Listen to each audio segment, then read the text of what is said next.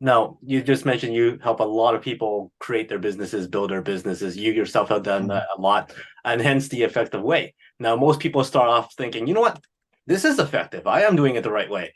What are some of the most common things that you go, let's tweak this a little bit so that it's more effective? What are the most common no-nos or common failures that people go through when they're starting to build a business?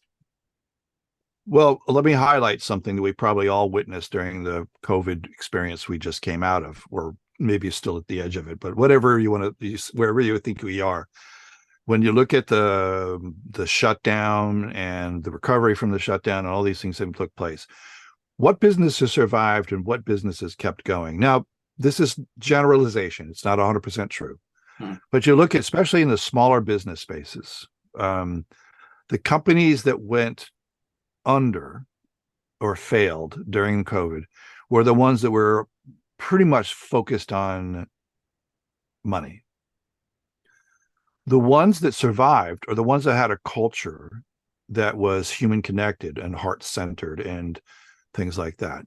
Now, I will, as I said before, there are going to be exceptions to this discussion, but in very broad strokes, what I'm saying is true.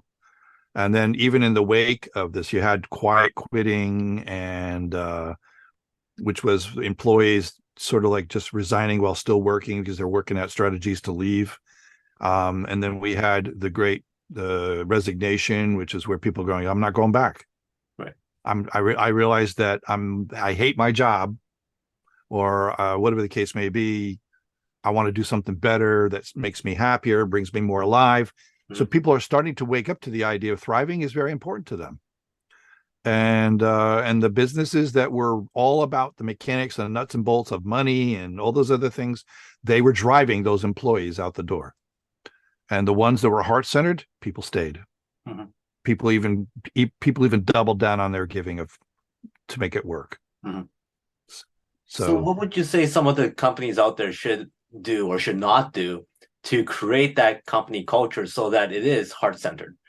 What are the most common things that they're ignoring? first thing is that leadership needs to stop thinking like an MBA. Hmm. So as I said, money first thinking is not attractive anymore. We're seeing some of this right now. Right now we're in the United States. We're right in the middle of the United Auto Workers. The big three companies are on their fourth day of shutdown as we're talking, because the leadership of the company, especially high-end executive pay, is many, many times, like 300 to 400, 500 times the pay of people at the bottom end of the company structure. Hmm. And they're saying, but we do all the work. We should be rewarded also for your success. And it's been very tone deaf. I've watched the interviews of the leadership of these companies, and they're going, we gave them great packages. What's wrong with them? They should want to come back to work. That's the kind of philosophy that's going on there. And they're going, you're just giving them a job. You're not giving them a sense of appreciation. You're this, and this is what makes a company work or not work. Hmm. Um, and I know that, like, um, you see examples of how companies like Patagonia, which is an apparel company for those who may not know, or outfitting an apparel company, and they're a public benefit corporation. They have what they call a B Corp.